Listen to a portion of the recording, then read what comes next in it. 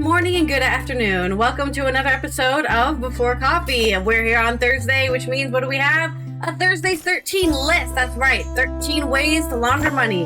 This is not advice on how to launder money. This is just the 13 ways people have been caught laundering money. So I hope you're excited to learn some fun facts that you can tell people at the next party you go to. This is the first and only international game show, Before Coffee, a father and daughter news podcast where we look up our stories right before the show starts. We just got caffeine in our body and we're learning to read and speak live on stream. Let's get into those general news headlines and our Thursday's 13 list and spin that segue wheel. Right on. Today on Thursday's 13, Russia's Putin visits a Japan-claimed islands for the first time, and Tokyo protests. Plus, imprisoned mayor of Istanbul joins a new party. Greetings. Today we are going to update the rich and powerful and all the crap they do run. The Syrian court sentences Bashar Assad to death in absentia for war crimes. Plus, New Mexico sues the Department of Justice for blocking access to the Epstein files. German advocacy group lodges criminal complaint over Meta AI glasses. And imprudence. The Quai d'Orsay has opened disciplinary proceedings against the French ambassador in the Central African Republic.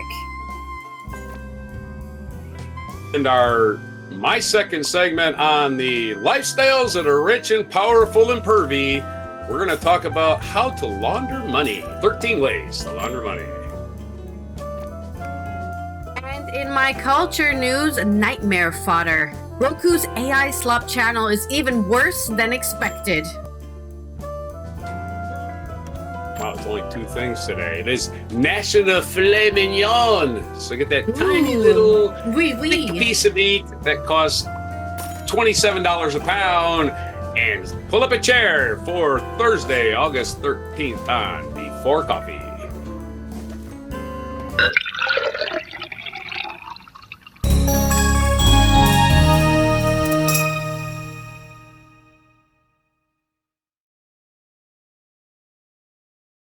We got that beans. Oh, you're breaking up. I don't know if you're breaking up on yes, local, I heard it. You're breaking up on Discord. Well, on local, I'll sound perfect because I'm not using the internet to have my microphone connected to the computer. Technical issue. I've got analog. There you go. I already did that earlier. Don't worry about it. Okay. I'm on analog for my computer, so I don't have to worry about my microphone. Good old Ann. Ann's my favorite. Oh. Ann A. Log. She's one of her writers.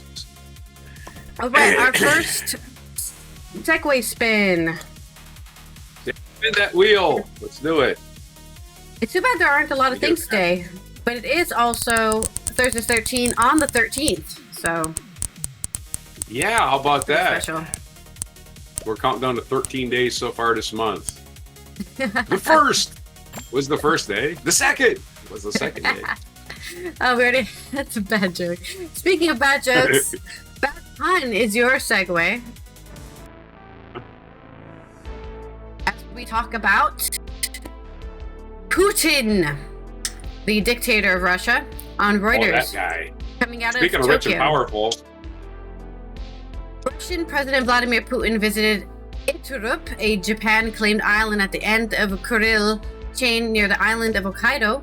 Russian media said today, on the 13th of August, a day after major naval drills and a missile firing by the ally North Korea.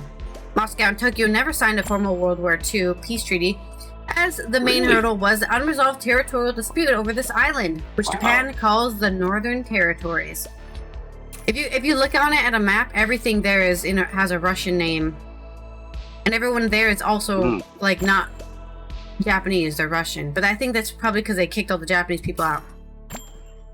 It could have been a multicultural haven for Russians and Japanese people, but now it's just a more homogeny. On the trip, which state news agency TASS described as Putin's first in-person visit to the island chain, he visited the Yasny fish processing plant on Iturup after overseeing the naval drills in Russia's Far East. Japan's foreign minister protested against Putin's visit on Twitter.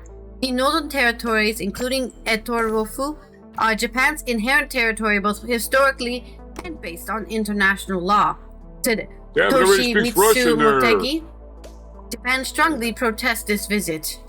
CCTV channel images show Putin in a dark suit, standing in a room, looking at two large tuna and halibut on a table. As two officials spoke about fishing and the migratory behavior of fish, he also stopped to try the local fish roe. "What lovely weather you have here, just like a resort," Putin told a group of Iturup locals, which is probably why they stole the island. "And we thought you arranged this." A woman who appeared to be in her 30s joked back. Oh, she arranged the good weather?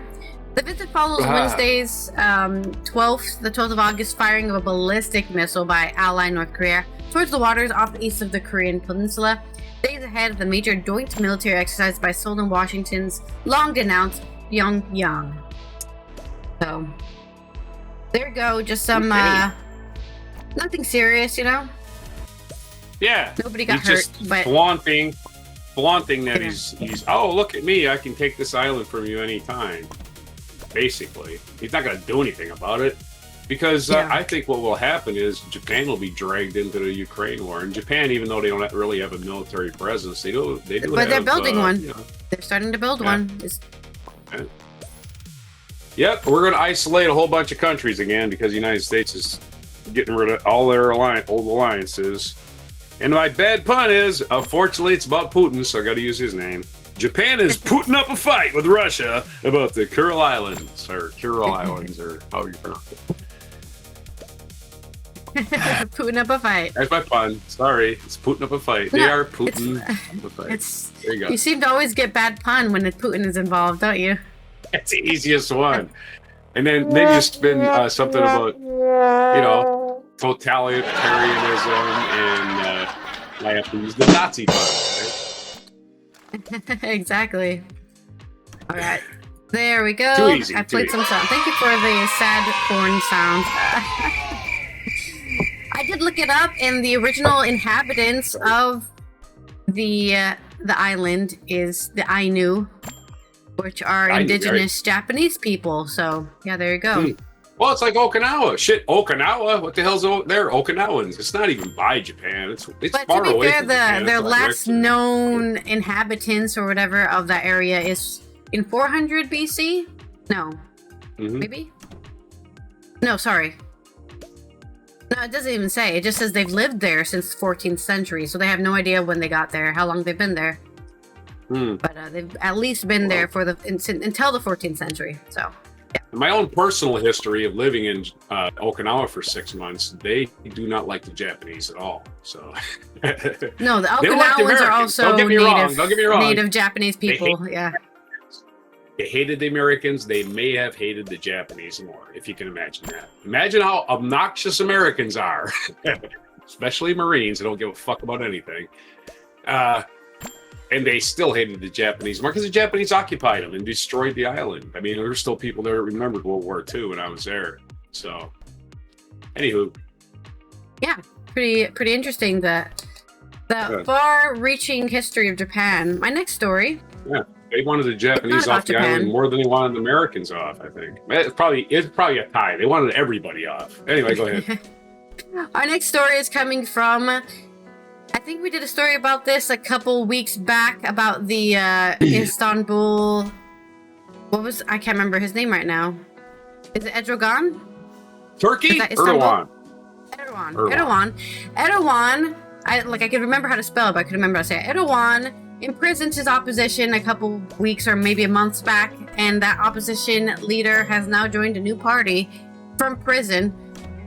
With the imprisoned Istanbul mayor Ekrem İmamoğlu, the new party receives prominent support. She had split off from the CHP in July. This is on Zeit, a German paper coming out of Istanbul.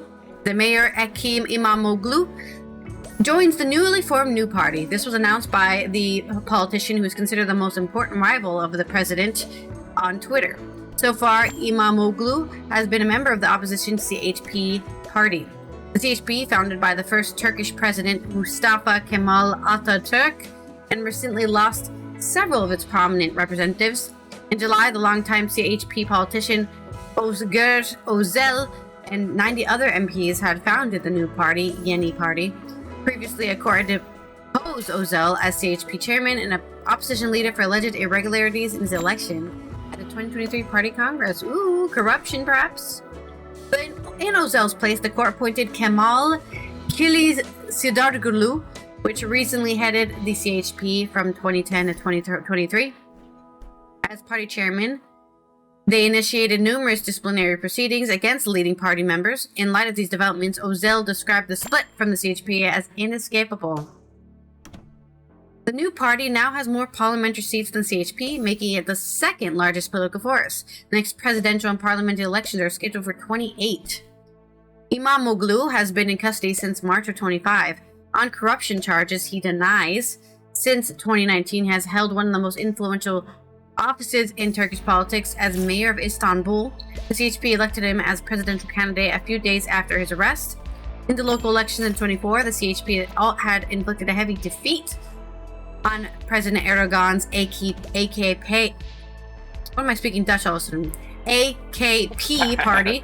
Since then, the authorities have regularly arrested opposition politicians. Among them are dozens of mayors. Very, very, very corrupt update there. There's your corrupt update. Even though I don't know if they're corrupt. Who's corrupt here, right? Because like I said, this mayor has been in custody for corruption charges he denies.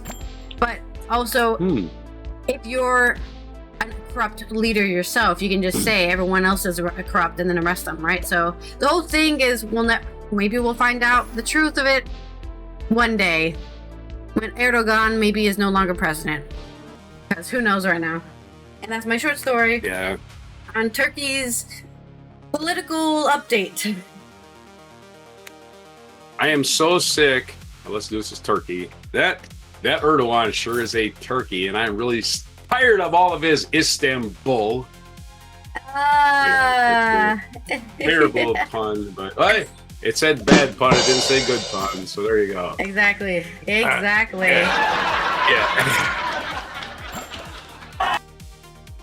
All right, let's have a spin for my two rich and powerful asshole story. They are funny. Jokes be funny. I just talked about two powerful assholes too, so we're just doubling up on the assholery today. Woohoo! Also, hello, Nicole. You think that a prison-based political party could be a good thing? I don't think prisons are good.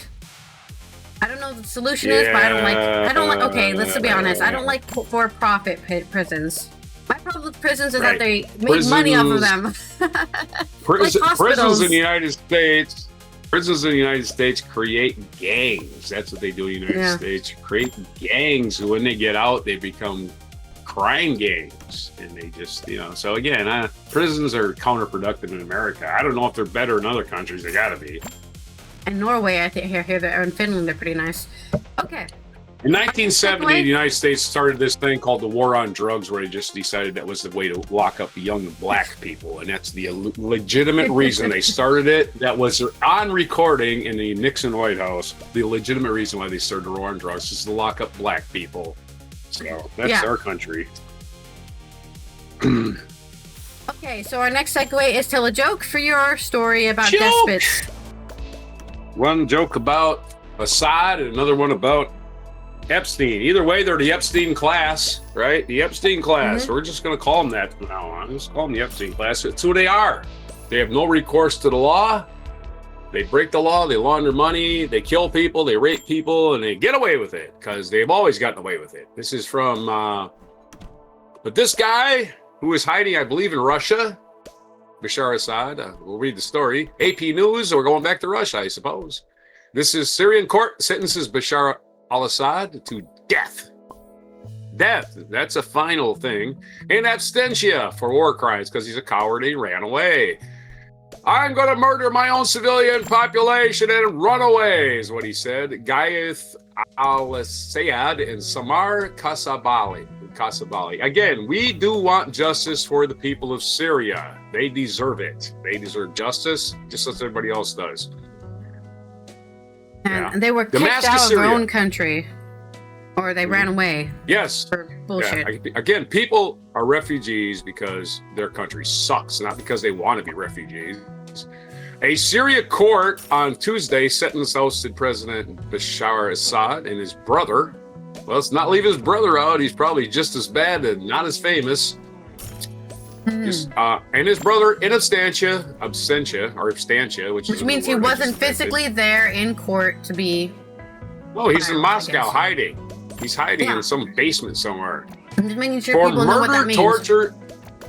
Okay, he's been sentenced now. He's been sentenced in absentia for murder, torture, crimes against humanity committed before and during the country's 14-year civil war that left about 500,000 people dead. Conservative estimates, wars suck.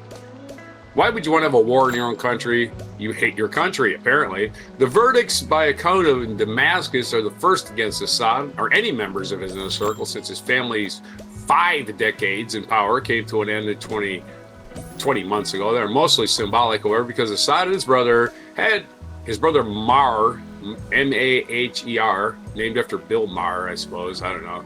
I hate Bill Maher. He's such a phony. Anyway, had fled to Russia when they received asylum because, Putin's a pile of shit after Syria's government's stunning collapse in December 24. 6 other former officials are also sentenced to death. We don't want to leave anybody out. We know you're all bad. The only former official sentenced to death and in custody, this poor bastard is taking the fall for everybody. Assad's maternal cousin, Ataf Najib, who oversaw a crackdown on dissent that led to an uprising and sparked the civil war. Najib stood inside a cage. Inside of a cage. Oh, I love it. This is why we should have trials for these war criminals. Najib stood in a cage wearing a prisoner's uniform as the judge read his sentence aloud, and the crowd gathered outside the heavily guarded courthouse. This poor guy, boy, is he going to get probably tortured before he's killed. I don't know. But I'm just saying, he's the one that's going to take the fall for all these assholes that are hiding in Russia.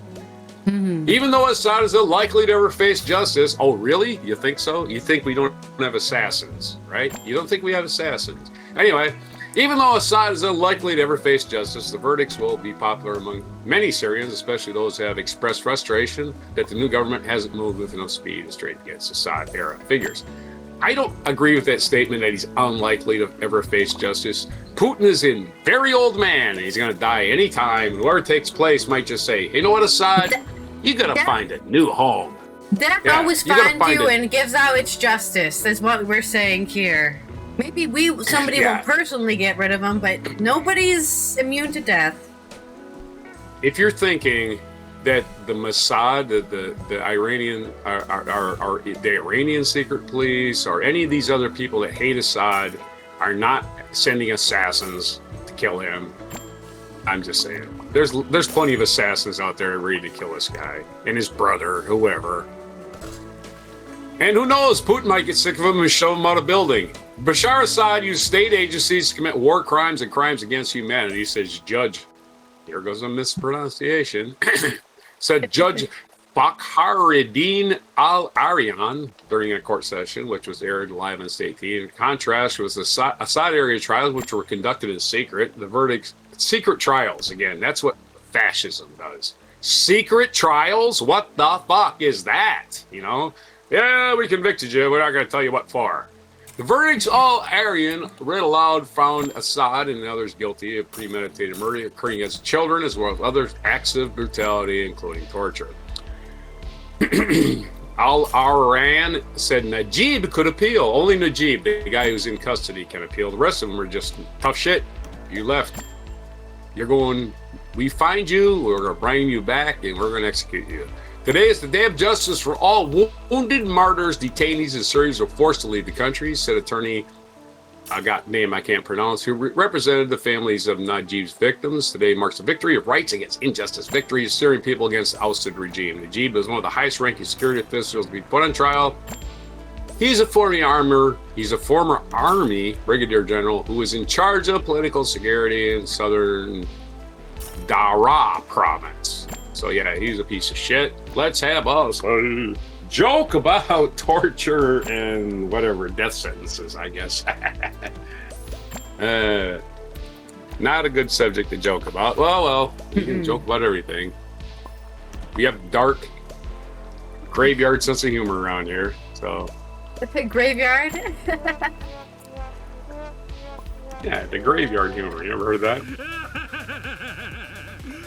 Yeah, no, I've heard of it. There's actually a graveyard down the road, which is why I thought it was funny. You said that. We have. Nah, Marines, cops, all these people, we all have graveyard humor because we face death on a daily basis. Oh, yeah. That's what they say. Yeah, people who are gonna die at any time. How dare you Marines talk about killing people? I said, yeah, that's kind of our fucking job, you know? Sorry if it offends you, but yeah, we're gonna die possibly. So yeah, that's why we sing about it, because we're facing death. You might want to glom on to that for a second or two if you want. Anyway, let's have this a joke. Do you know why Kim Jong-un never had a good comedy set? Because he's too short, nobody can see him. No, he has no soul. Oh yeah, he's a Pyongyang. He's only got Pyongyang. He's only no soul. I got it. What do you call That's a your military dictator killed by a stick of dynamite? A dead guy. Napoleon Bonaparte. Oh, wow, that's a good one. Napoleon blown apart. Oh, What is a dictator's favorite tea? I don't know. Cruelty. Oh, wow. You're breaking the pun meter. You're breaking the pun meter. All right, you have another story? Yes, I do have another story.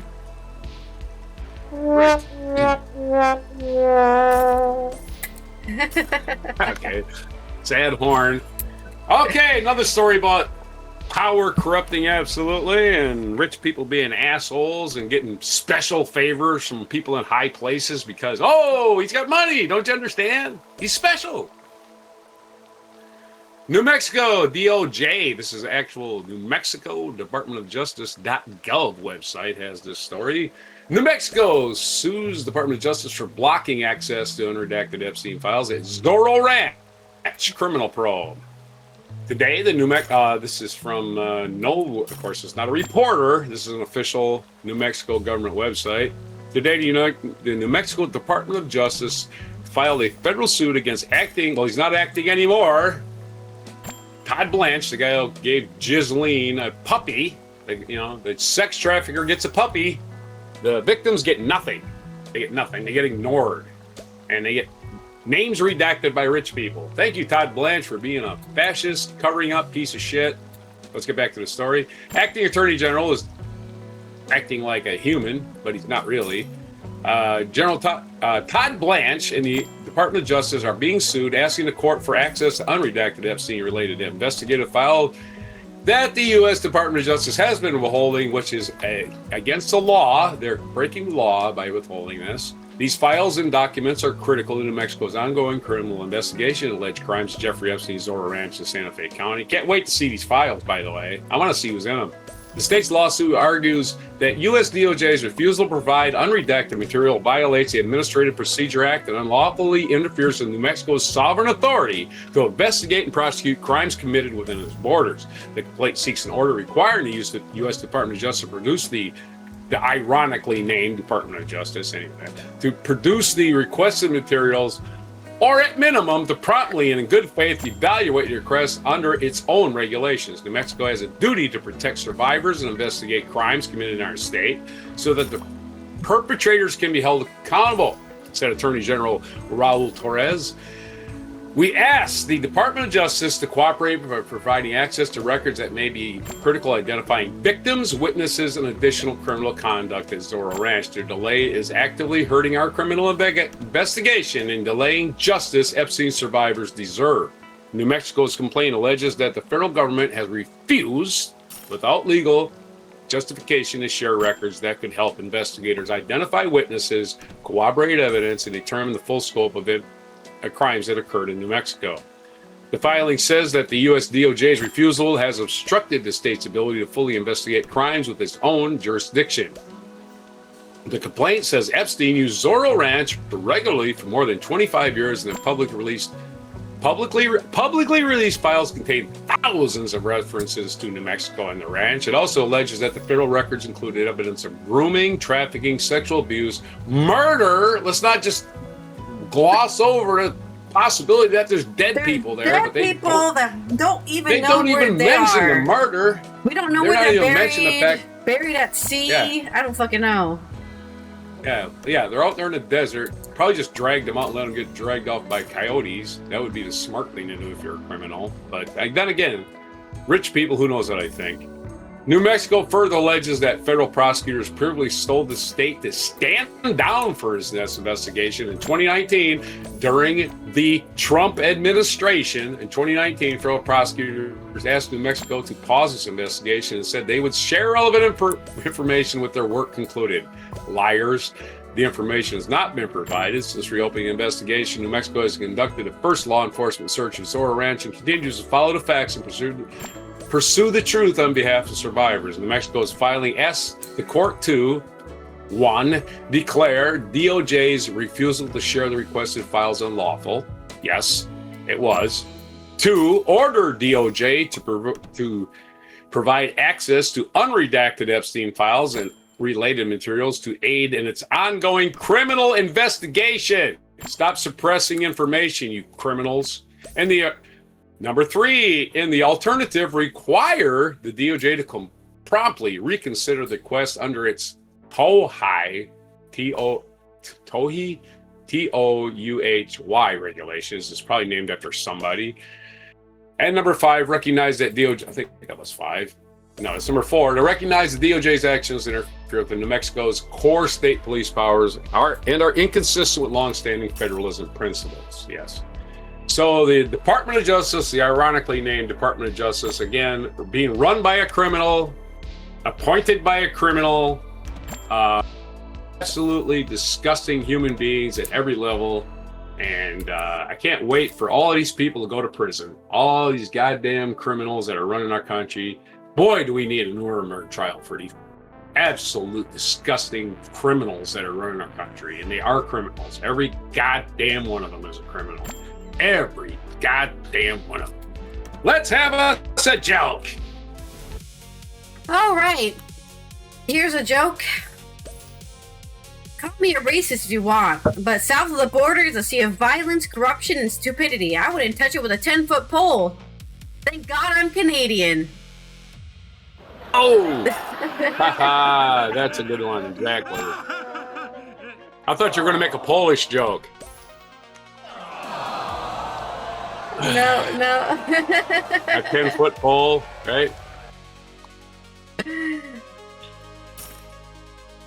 Maybe, yeah. That's the old joke. Ah. I don't think I can beat that joke, so I'm not going to tell any more jokes. I think that's a really good joke. Okay, let's have a spin, I guess. Spin for my story, which is about... Oh, my story is about Germany and something else. A lot of birthdays today. Well, that's good, because we don't have any national days. Mixed metaphor. This story is out of Germany. Oh, yes! They are lodging a criminal complaint against Meta AI glasses. This is on Reuters, coming out of Frankfurt. A German advocacy group has filed a criminal case against Meta and other companies selling the technology group's AI glasses in Germany, arguing the devices violate privacy laws. Digital rights group Hate Aid said in a statement on the 12th of August that the launch of the devices, the Ray-Ban Meta Wayfarer in particular, broke German digital privacy laws in the latest sign of legal scrutiny in a nation where the right to privacy is highly valued. Probably also breaks the privacy laws here in the Netherlands too, because they also have very highly valued privacy laws. There is no place to escape from smart glasses. You have to expect at any moment to be filmed and then exposed on the internet, said Hate Aid Director Josephine Ballon. The organization reported the management of Meta units of spectacle maker EssilorLuxottica, including Ray-Ban, as well as retailers Fielmann, Apollo Optic, Mr. Specs, and MediaMarkt, to the Frankfurt-based Digital Crime Prosecution Unit, ZIT. Hate Aid said its complaint was based on a federal digital data protection law that prohibits the sale of communication devices designated to film people without their notice. ZIT confirmed it received a complaint from Hate Aid invoking that law, saying it would routinely investigate on a preliminary basis whether there are grounds for a deeper probe. Media marked Saturn Retail Group said it was taking the complaint very seriously, adding that its suppliers had contractual obligations for all goods to be compliant with the law. Mr. Speck said it had not been officially notified of a complaint and that it was taking protection of privacy very seriously. The other companies did not immediately respond to requests for comment. The Federal Network Agency previously issued a statement on smart glasses in late 2023, saying that connected devices for covert audio or video recordings are banned. So you can have glasses that do those things, but it can't be covert. It has to be like a very loud, blaring alarm sound. But you are being recorded. The agency, known as BNets-A, told Reuters on the 12th of August that it was closely monitoring the smart glasses market, but was now not formally investigating any breaches. The ownership, import, or sale of smart glasses are not banned for as long as the recording function is clearly visible, for instance via an optical signal, said the spokesperson. Broadcaster SWR reported in July that Hamburg-based privacy protection agency was taking legal steps against the use of smart glasses. Hate Aid said in a statement it had been increasingly registering image-based digital violence, mainly targeting women. Yes, that's right.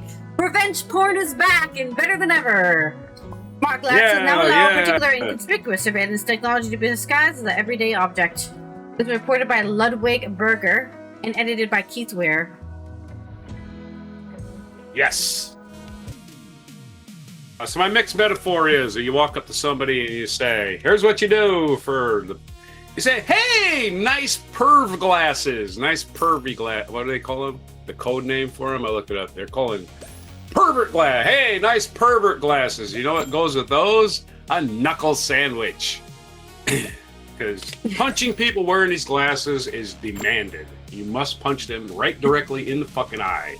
Punch them in the eye, break their fucking glasses, and say, hey, sorry about that. I slipped. Anyway. Yeah, somebody with glasses, it's pretty easy to break some glasses. So unless they're made out of carbon fiber or something. Sue me, and then we'll see what you were just recording. You know? Oh yeah, you had it coming. A jury will not convict you. Well, is that your mixed metaphor? Jury's like, that was my mixed metaphor. Knuckle sandwich. What's a knuckle sandwich? It's a metaphor. You were just talking about the story. Yeah, not legitimately packing bread with knuckles and eating knuckles in a sandwich. Delicious. That would be next story. Our next story is coming from France. Bruno Faucher is accused of having brought about 30 young women to the residence and having had sex with some, pushing the protection services to report a security breach. Reveals the duct chain to appear on the 12th of... Well, I guess they appeared yesterday, 12th of August. That was a really late air horn that I cued in. The French foreign minister confirmed... What the hell are we talking about on the now? 11th of August. That has... Yeah, I don't know. It's probably badly translated, the duct chain. Oh. Okay. The French foreign minister confirmed the 11th of August that it had launched a disciplinary procedure against French ambassador in Central African Republic, accused of having bought in the residence of young women and having had sex with some, according to the newspaper Le Canard Enchaîné. There you go. It's the chain dunk. It's called the chain duck in French. Le Canard Enchaîné. So. That's my bad French. At the initiative of the ministry, an administrative investigation was carried out in Bangui in 2026. Upon receipt of the conclusions of the mission, at the request of the minister, the ministry initiated disciplinary proceedings against the ambassador. This procedure is ongoing, the Quai d'Orsay told AFP, without further details. In an article to be published, or what that was published yesterday, the weekly Le Canard Enchaîné claims the ambassador Bruno Faucher brought to its private apartment of the residence about 30 young women between 24 and 2026. So not all at once.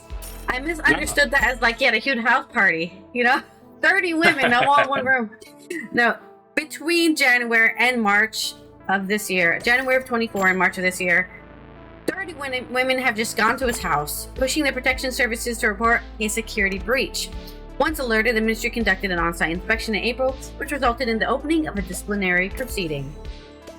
This guy is an ambassador, so he has a certain level of decorum he's supposed to be having, and 30 random women visiting you for 2 years is a lot of security breaches. According to the newspaper, which claims to have access to the inspection report, the ambassador received about 15 visits a month. That's half a month. He allegedly instructed that one of these young women should be able to stay there in his absence. When questioned twice, the ambassador acknowledged having sex with 2 young women in total, according to the newspaper, which emphasizes the disciplinary sanction can range from simple blame to the stealing of the public service through self-employment. So I think the idea there is this guy is an ambassador and he's using his qualifications to sleep with women, which is immoral and also corrupt. The situation is all the more sensitive as the Central African Republic is a country where Russia is widely present, especially with the parliamentary group Wagner. So they could be sending in some Russian prostitutes, basically, to steal some state secrets or something, or blackmail the guy. Putin's favorite step, right? Putin loves blackmailing to control people, which remains established in the country, in particular, ensure the security of the President Faustin Archan's Tudera. Russia is regularly accused by the French authorities and experts of stoking hostility against France in various African countries, including through informational maneuvers on social networks. Relations between Paris and Bangui, which had deteriorated sharply as Russia's influence strengthened, have been experiencing warming since 24. In March, French Foreign Minister Jean-Noël Barrot, visiting Bangui, welcomed the complete restoration of relations between the two countries. This was the first high-level French visit to the Central African Republic since 2018. So maybe this ambassador was being used to make those relationships sour again. We don't know.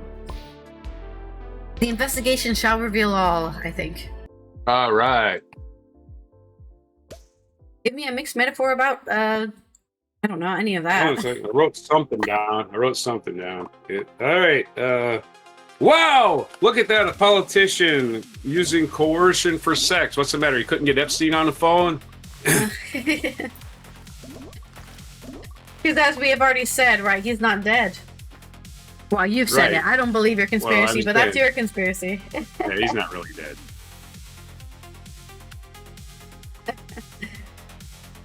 He couldn't get together enough cash for the Epstein thing. Terrible thing. Okay, I'm trying to figure out what I'm going to do for... All right, money. Money! Aww. Get away. It's time for our Thursday 13 list. There's a celebrity's birthday, a celebrity I actually met in person. So let's... Nice. Today. Mitch McConnell's dead? Oh, okay. Well, he was dead a month ago, to be fair. That's not even news anymore. They decided to announce it because it's too late to replace him with a governor's appointment. Yeah. Associate is our next segue. For our Thursdays 13. All right, Thursdays 13. That's let me write that down. What was 2 months ago? His hospital visit that became his deathbed. Yeah. June. Yeah. Oh, they still haven't actually announced it. Oh, okay. Yeah. They're not going to announce it until it's time for the election, basically. It'll be way too late. Because he's retiring. So he's already planning on leaving, so it really doesn't matter. After the election, doesn't even matter, because everybody got somebody in mind to replace him. Anywho, this is going to be today's... I got to get my screen up with all the notes. And bored. So disorganized today. Yeah, I know, but they don't want to be obvious about it. Yeah. It's so obvious! No, they'll wait till September or something. And oh yeah, he's dead, by the way. Oh, thanks for that. Lindsey Graham was probably poisoned. I just wanted to point that out. And Putin, they're covering it up because he's anti-Putin. He hates Putin, and he was coming back from Ukraine when he died. Just letting you know that. Yeah, he was poisoned. I'm just saying. I don't care. I really don't care. But I think it sucks that the foreign countries can poison our senators. I think that's terrible. All right. So speaking of rich and powerful assholes, how to launder money is today's Thursday 13. Why do you launder money? I guess the question is, the reason is there's two main reasons. You're making a lot of money illegally and you want to hide it. You have a big pile of cash and you don't want anybody to know about it. So you create a business that loses money. Another reason is you want to hide it from the tax man. Yeah, I'm not really making this kind of money. Look at this. I'm hiding it from the tax man. And all kinds of reasons, actually, for hiding money, but those are one of your two biggest. And we're going to do the 13 ways to hide the money from the tax man. And number one way is kind of simple, and it's called structuring, and it's also called smurfing. And what this involves, the technique involves breaking down large sums of cash into small, less conspicuous deposits. Launderers do this to intentionally evade mandatory anti-money laundering laws, reporting thresholds, which typically trigger at $10,000. United States, if you deposit $10,000, you got to fill out a shitload of forms. Much better to do 4,000 here, 5,000 there, 7,000 there, nothing. No, it doesn't trigger anything. That's just a deposit. That's just an ordinary deposit. So if you do it in small little things at various different times, scheduled, I say, I robbed the bank. I have all this cash. What am I going to do with it? I'm going to put it in the bank. But I'm not going to put it in all at once. I'm going to put it $100 there, $50 here. I'm going to put it in this bank account. As a matter of fact, we just did have Trump, the bank known as, what bank did this? I believe it was Capital One, closed 300 accounts that belonged to Donald Trump. 300 for one person. Seems a little suspicious because he was laundering money. The anti-money laundering laws required them to close those accounts. They closed them way later than they should have. And there you go. Trump was putting small deposits in a bunch of accounts. And that's what was going on. Money laundering. Number two, the cash-intensive front business. Oh, look at this. There's a Italian, I'm not picking on Italians for any specific reason, but there's an Italian restaurant that opened in my little town, which has absolutely no Italians. And they don't take credit cards. Wow, what's going on there? I don't know. Could be money laundering. Cash-intensive front business. Criminals blend illicit cash directly with legitimate revenue generated by cash-heavy businesses. Think of course, we're going back to Breaking Bad and the who uses their credit card to pay for a car wash? I do, but you can legitimately say, oh, it's cash intensive. People are paying for it with cash. So yeah. So the car wash is a good way to do it. In fact, that's one of the ones mentioned here. Cash-heavy businesses. Standard fronts includes laundromats, car washes, restaurants, and strip clubs. Ooh, that's a good one. Where tracing the exact number of physical customers is highly difficult. Oh yeah. And of course, you can tip our strippers, but we got 80% of the tips. That kind of thing, right? So yep. There you go. Of course, there's nobody tipping anybody. They're simply laundering money. Number three is shell companies and trusts. And now we're not picking on Shell Oil Company. We're talking about shell companies. In fact, a company that just has a name, has no employees, and it exists somewhere in some country that doesn't give a fuck what you call your company. Criminals blend illicit cash directly with legitimate revenue generated by cash-heavy businesses. Again, cash-heavy. That's the clear delineation point. You must be able to process cash. Standard fronts include laundromats, car washes. Well, no, I just reading the wrong line here. Lenders establish. Let's do this again. I was reading number two over again because I'm, senior moment. Launderers establish legal corporate entities that exist entirely on paper with zero real commercial operations. These entities hide the identities of the true beneficiaries and route illicit money through multiple corporate bank accounts worldwide. And if you go into places like the Cayman Islands, or, you know, the traditional ones, Switzerland, right? You can hide your money all day long and nobody cares. Trade-based money laundering. Trade-based, that's right.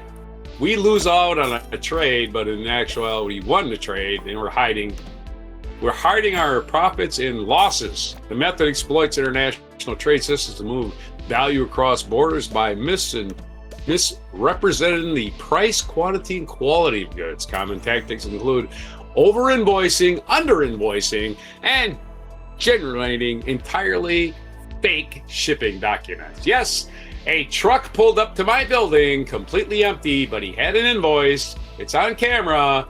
We unloaded it. That part is not on camera, but he backed up to our loading docks. There's your evidence. He pulled in and he unloaded and he left. And of course, the thing was completely empty. They go to a lot of trouble to create fake accounts. Don't get me wrong. There's a lot of work in money laundering. It ain't just sitting back and watching the money launder itself. There's work involved. But again, the whole enterprise is to avoid being caught for your legal activity. You don't even care about all that extra work. It's like, I'm doing even more work than I would have done if I just went out and got a job, but it's worth it. So number 4, that would be, trade-based money laundering. I forgot to show it to you on the board. Number 4. There it is. See it. Okay. Number 5. Money mules. Yes, you pay people to just hold on to your money. Organized networks recruit individuals to act as third-party middlemen. These mules receive illicit funds into their personal legitimate bank accounts and then wire them onward to different accounts, adding the extra layer of separation for the crime. Banks themselves do this. Don't forget about that. We did this last week. Almost every single one of our people that got caught were banks. And what were they doing? Yep. They were going, yeah, we're going to turn that $10 billion into legitimate money, but we're going to need about $100 million to do it. And then they get that $100 million and they just do the deed. They don't have to do nothing. They just make it look legitimate. So money mules are the people that are intermediaries in this little scam. And then we're getting on to number 6, which was mentioned in our pre-show. It's cryptocurrency and peer-to-peer networks. Peer-to-peer. Yeah. Oh, yes. Cryptocurrency. How rich people found another way. There were already enough the creativity of rich criminals. The rich criminals' new creativity.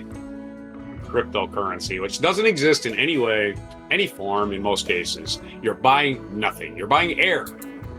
How do you know you're buying air? Because you spent $100 on the first share and the shares immediately went down to $5. That's why you know you're buying air. Idiots. And why did that money disappear? Because the idiots who sold it to you are laundering money. Yeah, that's right. Launderers exploit digital assets to instantly move large sums across international borders. They often use decentralized mixers, privacy-focused tokens, or peer-to-peer exchanges lacking rigorous know your customer protocols to obscure the transaction. Yay! We got another way to launder money. We're so clever. Okay. Again, there's not a lot of rich people that got there honestly. There just ain't that many. Real estate investment. Oh my goodness. There's another clever way. You got Wait, anyone can be a realtor. You can just hide it in real estate. Oh, I made a bad real estate investment. I bought 50 shares of Love Canal Amusement Park. Okay. Way to go, idiot. You bought 50 shares of Love Canal Amusement Park, which is a scam. You should know it was a scam, but then again, you're just hiding money. You really didn't get scammed. High-value property acquisition allows criminals to integrate massive sums of dirty money into the legitimate economy all at once. Properties are frequently purchased using shell companies, which we covered in number 3, autonomous cash transactions, and through rapid buying and flipping. Oh, yeah.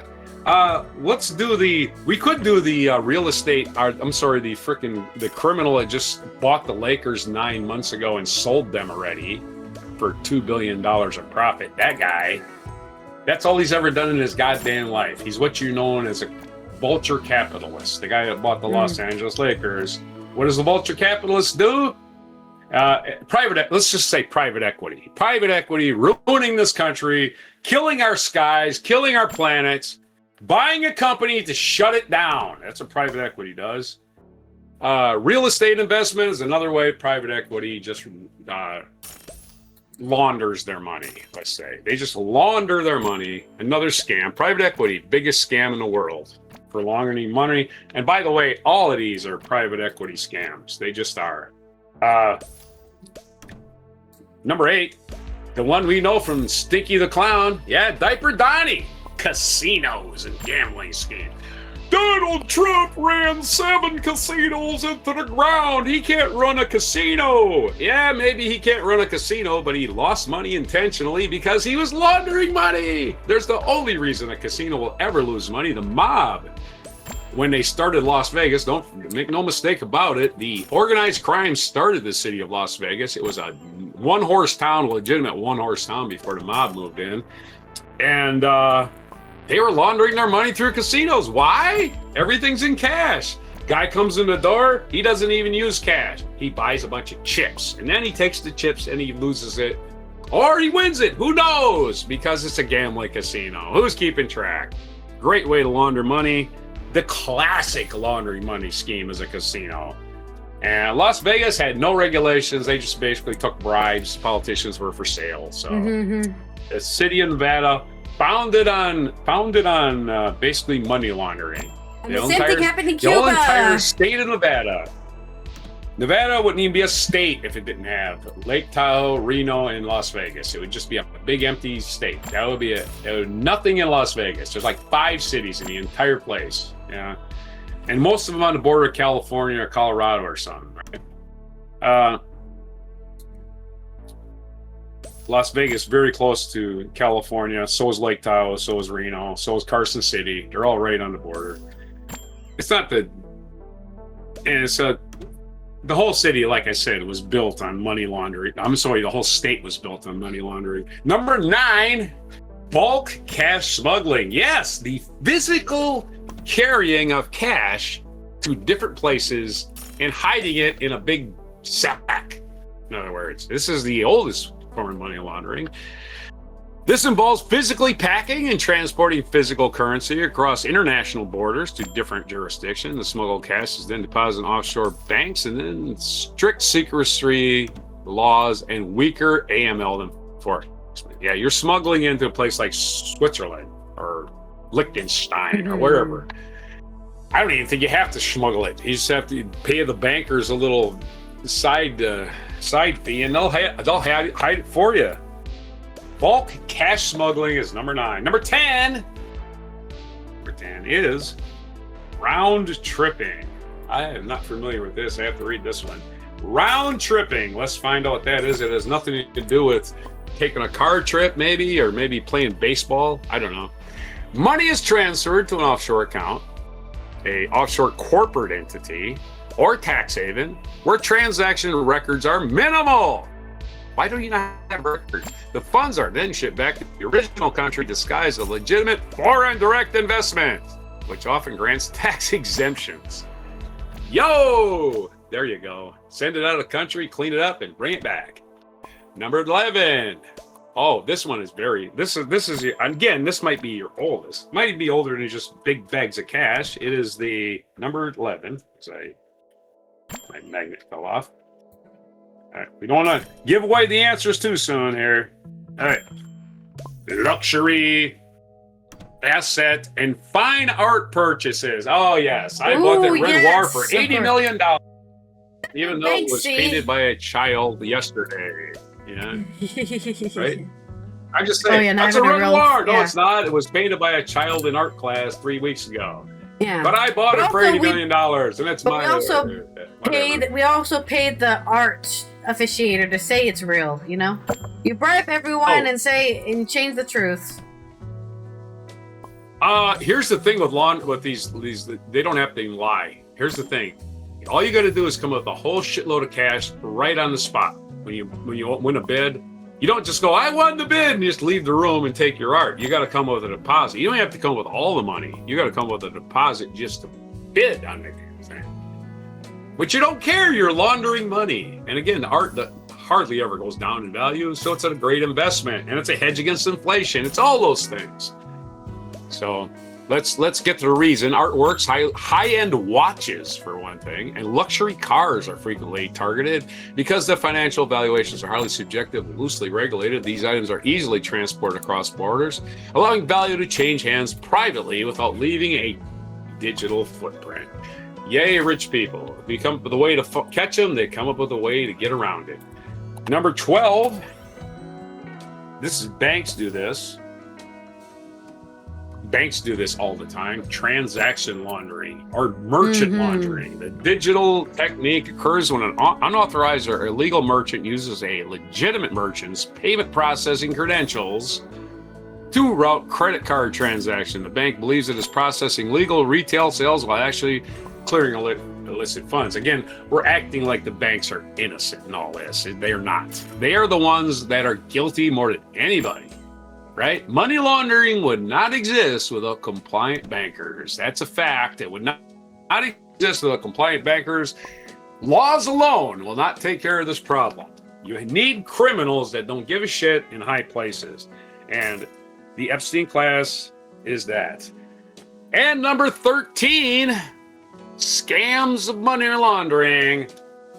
Life insurance policy scheme. Ooh, if you're buying life insurance, the classic one for your loved ones.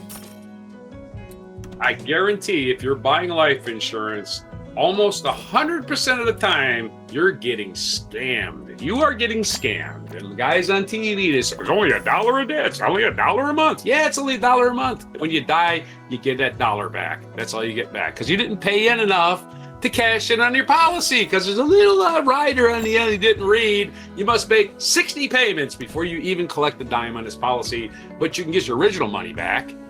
So old guy is about to die, just gave all of his money to the insurance company, got nothing in return. I'm so sick of life insurance company scams. They are completely dishonest criminals in a life insurance policy scheme. Billionaires, billionaires again. The thing's rigged for them. Let's not even act like we got a chance. Criminals purchase single premium life insurance or investment-linked policies using dirty cash. They cancel the contract early during the cooling off period, accepting a penalty fee to receive clean refund check from established arrangements. Exactly. Life insurance you don't buy the term life, right? You don't buy the term life. Term life, you make a payment, you make a payment, you never get that money back. It's never coming back to you.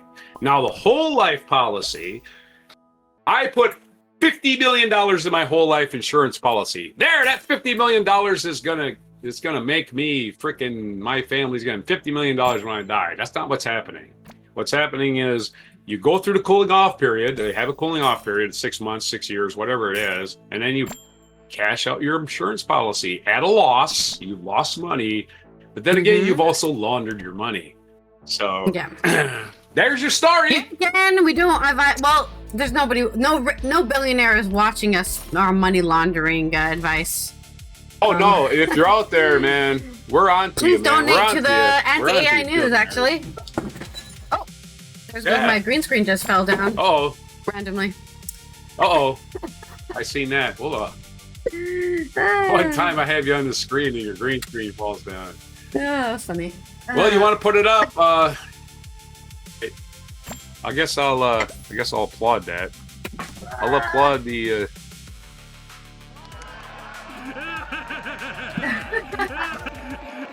All right. I'm just gonna laugh at you. So you got the green screen. It's very heavy. That's why I made that noise. I didn't break anything. I knocked over my iced coffee cup. I'm going to find a video now. A few moments later. Thank you. Right. My associate with that is, of course, yes. If you are a billionaire, please donate to Before Coffee. You can follow us on Patreon. Yes. You can tell. Did you know donations to our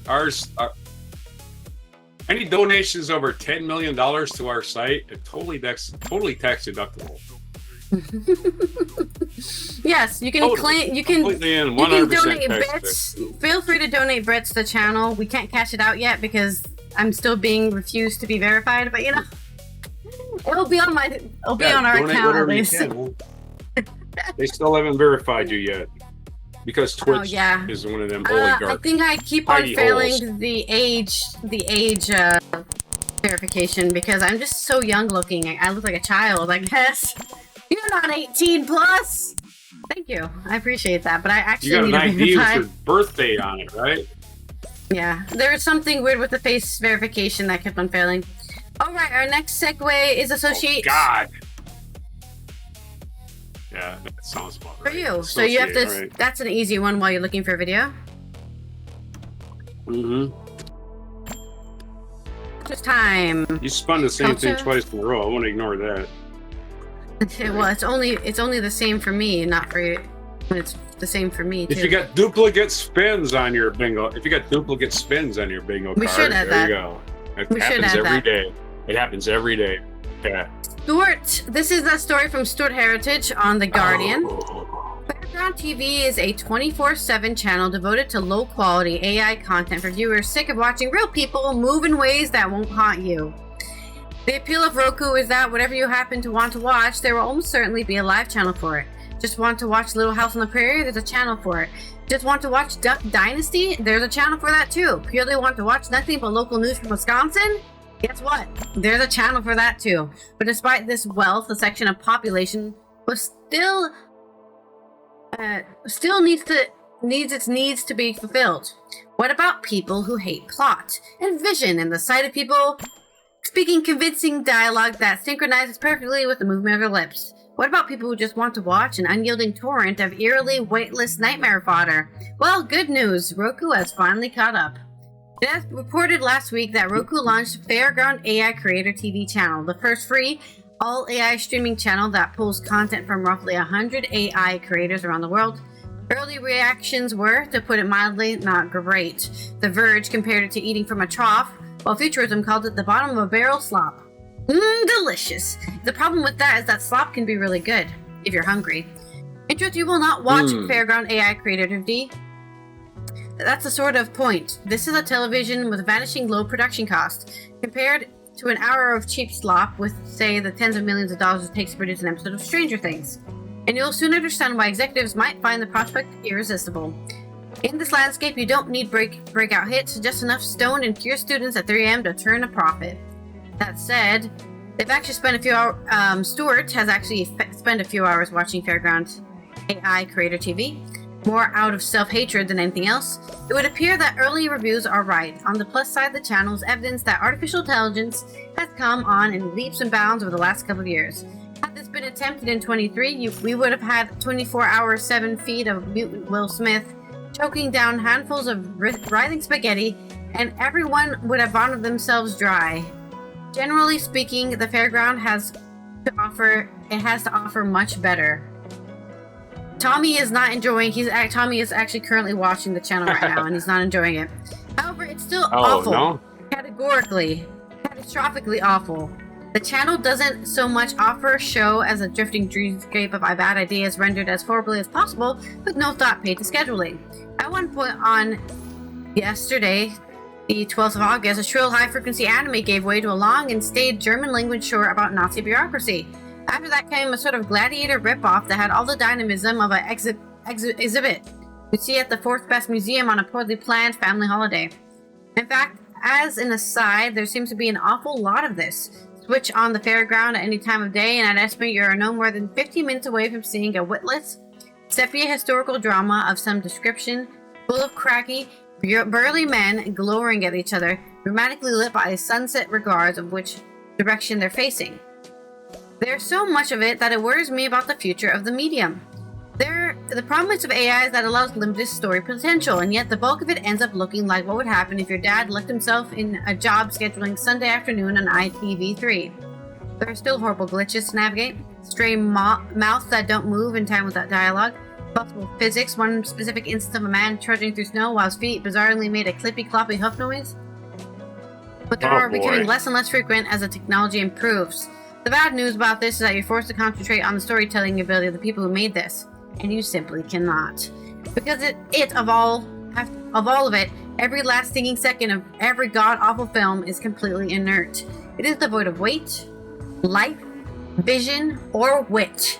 The channel just flatly sits there, impressed by itself despite being physically unable to hold anybody's attention. You may as well be watching a screensaver, a CD-ROM menu screen, or a fridge. The hope is obviously that something like Fairground will be the future of entertainment, turning out muck for pennies while an entire stratum of creatives go hungry. And who knows, one day it might achieve this. This technology is moving so quickly that it isn't impossible to see eventually developing the capacity to convincingly entertain, but on the basis of what Stuart has seen, the day is still long off.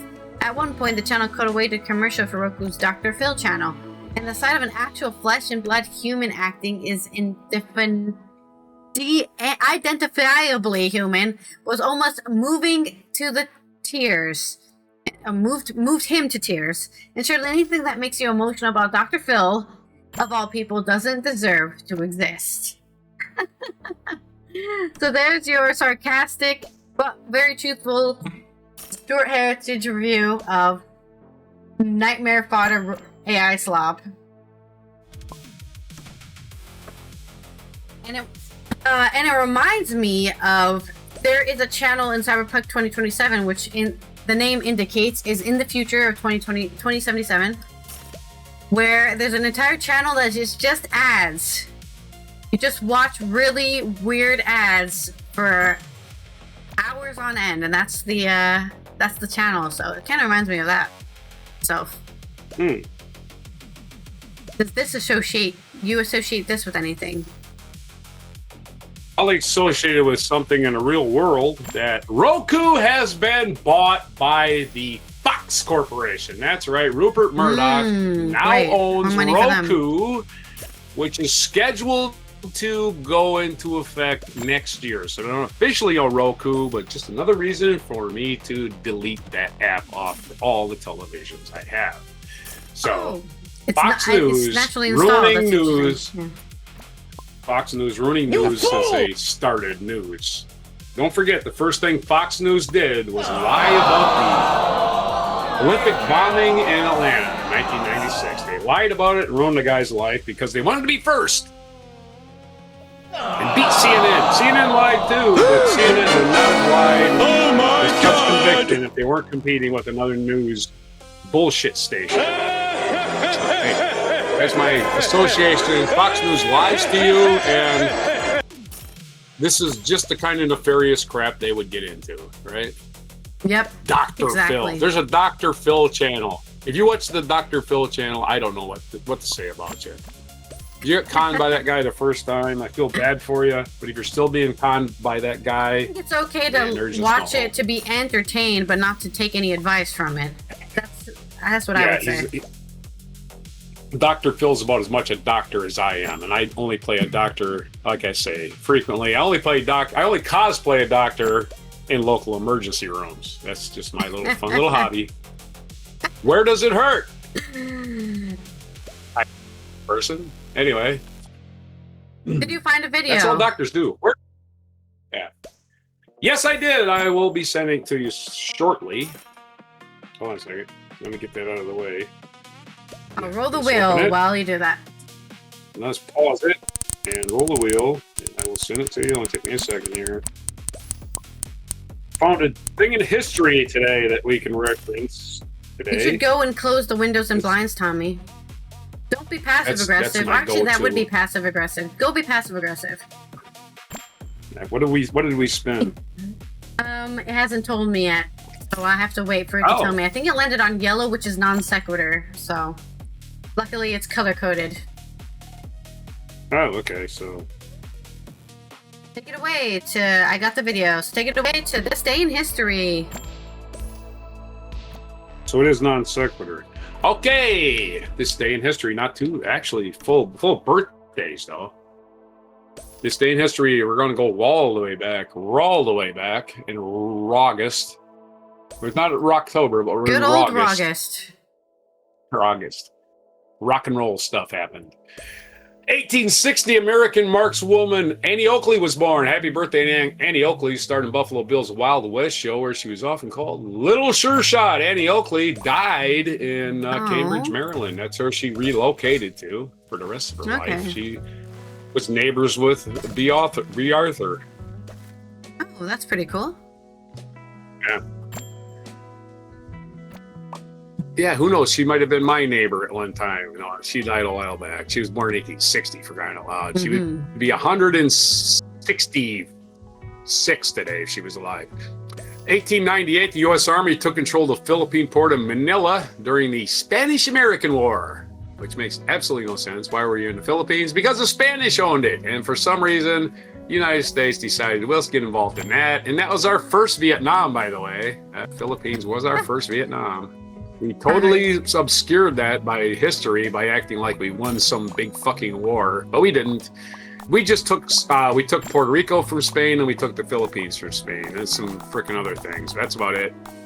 And Cuba became an independent country. And speaking of Cuba, happy birthday to Fidel Castro. He's turning 100 today. He's not around anymore, but that cigar-smoking commando is turned 100. Who transformed his country in the first communist state in the Western Hemisphere was born. Of course, he would not have been a communist. And again, we're going to blame the mob for this one, too. We blamed him for Las Vegas. We're going to blame him for this. We're going to blame him for Cuba. The mob was making so much money in Cuba when Castro took over that they really hated Castro because he took out what's his name? I'll think of his name in a little bit. The previous guy who was basically... Yeah, the previous guy taking money from the mob. Being bribed by Americans to make his country be shit. And Cuba had nothing but rich people, a few rich people, and a whole bunch of poor people. That's what happens in revolutions. You have rich people at the top that don't give a shit. You have poor people that have a revolution. And the United States, and I have this on good authority from the CIA people that I talked to a long time ago, the United States could have embraced Fidel Castro, and they refused to. Absolutely no reason for him to become a communist. He would have rather been a capitalist, but you turned your back on him. So stop blaming Castro for being a communist. Shit on the other guy. Is old. Yeah, that is some old shit. That's some old shit that never fucking existed in the first place. 1967, the crime drama Bonnie and Clyde opened. Starring Warren Beatty and Faye Dunaway, the outlaw couple opened in New York City and pioneered a new era of filmmaking, tearing down the barriers of depiction of violence and sexuality. Of course, it made him into kind of a cult hero and made him look better than they actually looked in real life. You know, yeah, sure, Clyde looked like Warren Beatty. Sure, Bonnie looked just like Faye Dunaway. Nah, they just looked like a couple ordinary white trash criminals. That's what they looked like. You know, just like, trash.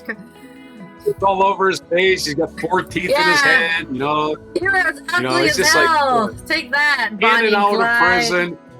In and out of prison, basically. But you know, they're glamorous in the movies. They're just a glamorous couple. Anyway, 1967. We trivialized all the murder that they did. I think in real life they were trivialized because people hated banks. This is kind of a theme. The reason Bonnie and Clyde were cult heroes for a lot of people hate banks. What do banks do? They loan you money and they take your farm. That's what happened in the Depression, and that's when Bonnie and Clyde were famous during the Depression. Bankers were the enemy. Criminals were your friends. That's the way it was. I don't know any other way to say it. 2004, the games of the, 28th Olympics, is that right? XXVIII, 28, yeah, okay. The games of the 28th Olympiad opened at Athens, which had hosted the first modern Olympics in 1896. So 108 years later, we got more Olympics in Greece, and of course, Greece couldn't have paid for it. But, you know, that's what usually happens at Olympics, by the way. The host country takes a bath financially. They build a bunch of stadiums they're never going to use again. Yeah, that's what happens. It's awful for the country that wins it. I don't know why anybody wants the Olympics. I really don't. 2004, American cooking expert Julie Child died at the age of 91. She brought the art of French cooking to a vast number of Americans through her books and especially her programs on public television where she came over their humor and heavy voice. And they're leaving out the fact that Julia Child was also a spy in France during World War II. That's right. She was going to the Cordon Bleu cooking school in France. where she got a degree, and she was a spy for America and the Allies in occupied France. 2012, American writer and magazine editor Helen Gurley Brown died at the age of 91. She started Ms. Magazine, whose upbeat, stylish publications beginning in the 20th century emphasized sexual and career independence and adventure for a large audience of young women. The most famous feminist in America for a long time, Helen Gurley Brown. She had men posing nude in the middle of her magazine, for God's sake. The humanity, oh my God. Nobody wants to see naked, man. Come on, man. 1952, Big Mama Thornton records Hound Dog. That's our featured event today in our mic drop. 1952, Willie Mae was her original name, but Big Mama, because she was a big mama. The biggest, baddest, saltiest chick in blues music recorded Hound Dog, which Elvis covered and changed the words to less racy, I want to say, less sexually, to get it played on the radio. True to her reputation, she gave the song everything she had and changed rock and roll history. 1952. You think Elvis started rock and roll? No, sirree, Bob. Thornton didn't just sing the lyrics, she screamed and growled them. You ain't nothing but a hound dog. Quit snooping around my door. 4 years later, Elvis Presley recorded his own version of the song that launched the young rocker's career straight into the stratosphere. Well, that's just his metaphor. He didn't actually get up into the stratosphere. There's no air in there, and it's 60 below zero. So he did not go up into the stratosphere. All right. What was that? Bad to the bone.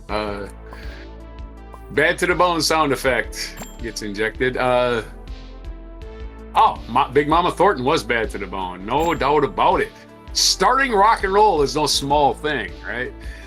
The fall of the Aztec Empire on this day in 1521. Yes, the Aztecs were done in 1521. They interacted with the Spaniards, and that was the end. Hernan Cortez the Killer, made famous by Neil Young's song, captured Tenochtitlan, which is now Mexico City, after a 93-day siege, thereby ending the Aztec empires and winning Mexico for the crown of Spain. And again, Spain, the worst colonizers in the history of colonizers. We can beat on the British. We can beat on every other colonizer in the world. The Spains were the worst. Portugal was worse. Okay, well, Portugal and Spain sent missionaries to basically kill non-Christians, and Spain kind of did that. But technically, they weren't allowed to do that. But Portugal was like, no, go ahead, kill everyone. Portugal allowed people. Yeah, so just saying. The results were the same. The results were the same. The methods were different. The results were the same. Who was worse? I don't know. They're both pretty fucking bad. Let's not forget. You had don't forget about Portugal. Too many people forget about Portugal. That's all. We're not letting them off the hook by claiming that Spain was terrible. Of course, they destroyed Aztec and the Incas. Don't forget, they destroyed two entire autonomous societies in the Americas within 100 years because, they got gold, and we're gonna make them Christians because they don't worship the right invisible man.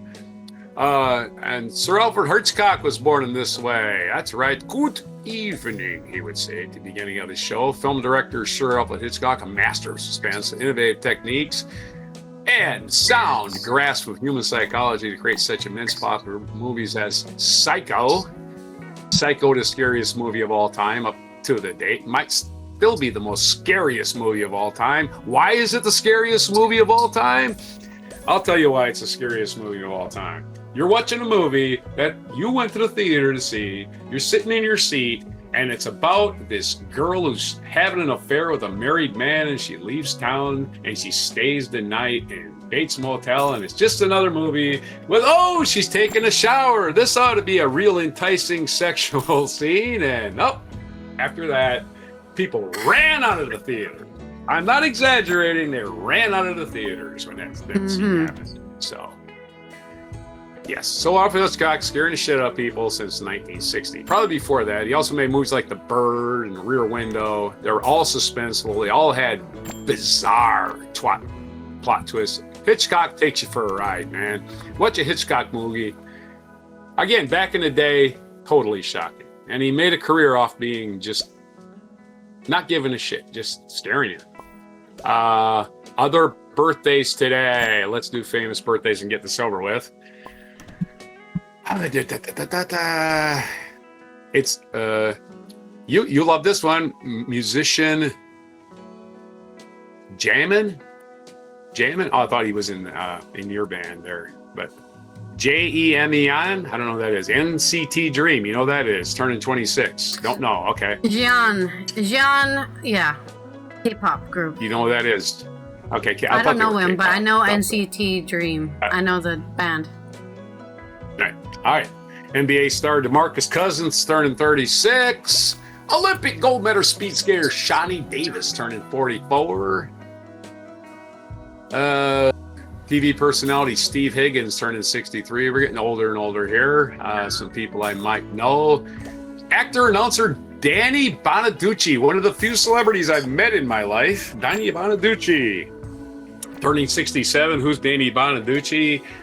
He did one thing. He was Danny Partridge on the Partridge Family, and he was the smart-ass 12-year-old, and he was hilarious. As a 12-year-old, Danny Bonaducci has a career as a radio announcer, all kinds of things, but he's mostly just a celebrity boxing, like he fought Donny Osmond, that kind of thing.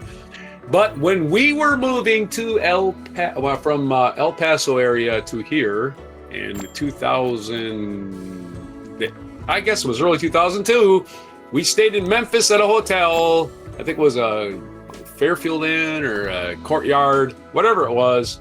And Donny Bonaducci was in the hotel. He was saying, I don't know it's Donny Bonaducci. There's only one Danny Bonaducci. You can't mistake him. He was playing by the pool with his kids. Him and his kids were by the pool, and his kids had a shitload of pool toys. And we were sitting there in our little courtyard, little area of our room, which had a little breakfast area where you could eat at the table.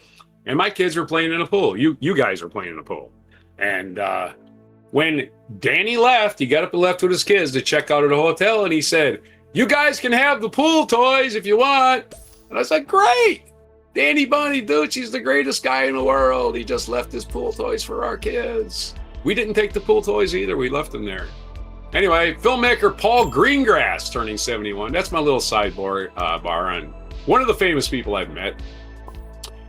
Musician Dan Fogelberg's birthday, 1951. He wrote a lot of sad, maudlin songs that made you cry. Hockey Hall of Famer Bobby Clark, turning 77. Opera singer Kathy Battle, turning 78.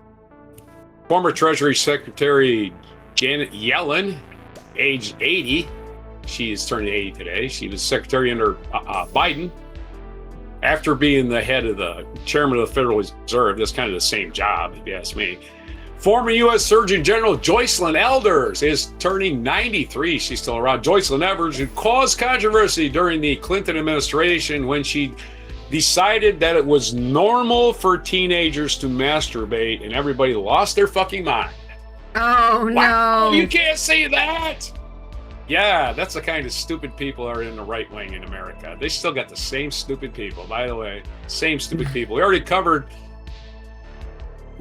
Castro's birthday. It's also World Golf Hall of Famer Ben Hogan was born in 1912, who was almost killed in a car accident out in western Texas. It killed his wife, actually. He was in a car accident out in Van Horn, Texas, rolled his car, killed his wife. He was probably driving late at night. He recovered from that and won a bunch of tournaments afterwards. He had to learn to walk again. Wow. So there is a precedent for Tiger Woods to shoot for if he wants. Come back for that third car accident, Tiger.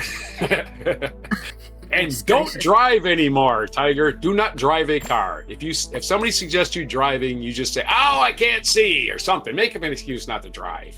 Uber exists. You have shitloads of money. Just just rent a car.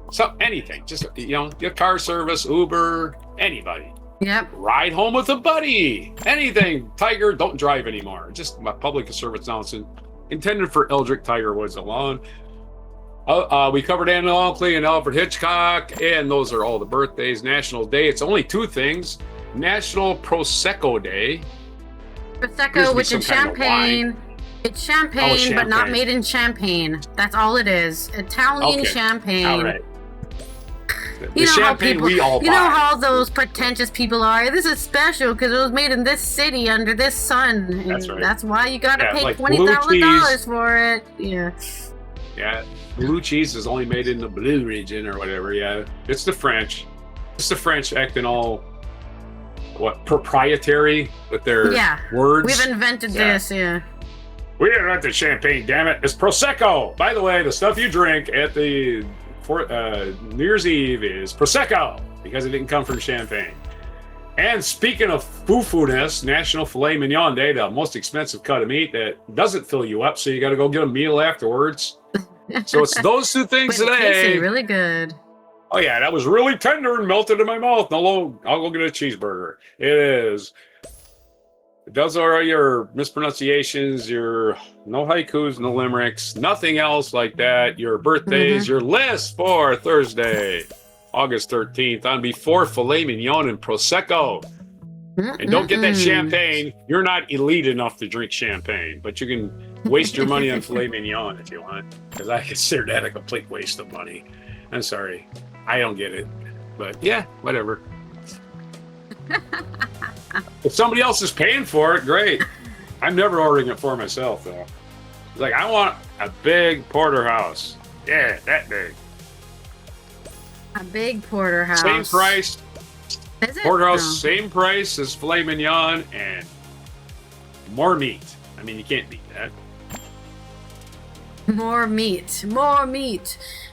More meat. Or More you meat, the crowd chanted. Or for my non sequitur, you can make a nice mushroom steak. There you go. There you go. If you're vegan. Mushrooms are, I don't get, the mushrooms are delicious. I'm not even vegan and I love mushrooms. Mushrooms are... Problems with mushrooms is identifying the ones you can eat. Well, buy from your... Did you actually hear that? Continue my non sequitur. In France, and a lot of European countries, but I know specifically France, you can freely scrounge for mushrooms, and you can go to the local, your local drugstore, and they have specialists there that can identify the safe mushrooms. Because, fun fact, a lot of medicines are mushroom based. So, people at the pharmacy know a lot about mushrooms. We are more closely related to mushrooms than we are to plants. And that's why I call them animals. Because they're not plants, I can tell you that much. Mushrooms are not plants. So it's actually not vegan mushrooms mushrooms. Are also an indicator. Mushrooms are also an indicator of root rot. If you're overwatering your plants, you will start to grow mushrooms, and you need to stop watering them so much. Yeah. Get some spur in there. All right, this is our international. Do we have an International Observance Day? We do not. So I hope you enjoyed yesterday's solar eclipse and yesterday's/today's meteor shower, and we will see you tomorrow for. It's been Allison from the Netherlands, Roger from the East Coast of the U.S., and we will see you tomorrow for Friday's News Dump. We'll tell you all the news you need to know about before the weekend, so you do not have to worry about it. I'm talking to you, Omlin, who's sleeping right now. No doom scrolling on TikTok. No scrolling through those news feeds and going, oh man, the world sucks. Over the weekend, you can not worry about it because we got you covered tomorrow. If you're not already following or subscribed on Before Coffee Podcast on Twitch or YouTube, please do that, because the more that number goes up, the more people know about our anti-AI news, and you can spread our anti-AI news. We're real people with real voices, with our bad opinions, so appreciate our human fallacy. We will see you tomorrow. Thank you all our Patreon supporters on the Before Coffee Podcast here. And here is our mic drop moment. You ain't nothing but I wish I could sing like this. Ooh. Just doing that hurts my throat. Oh, good morning, Omlin. Welcome back. Hope your nap was nice. Released on this day, 1952. What's that in the middle of the room? A printing press? I don't know. It looks like we working got an in ugly column in the middle of this recording, so we'll just put a bunch of stuff on it. like she also has one lone chair. I feel like she's supposed to be sitting in it, but it's just there. Yeah, and the camera work is interesting. You don't see this kind of camera work in modern. Yeah, usually they're very stationary. They don't move through the junkyard. It makes you look like you're just walking into the club, right? I just walked in and these people are playing. Yeah. I want to know the bass player, the drummer, and the piano player are.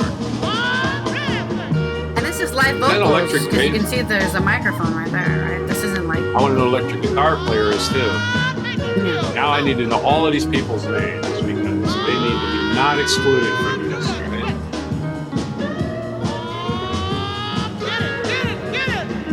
Yeah, get it. I don't remember Elvis saying this much in his song.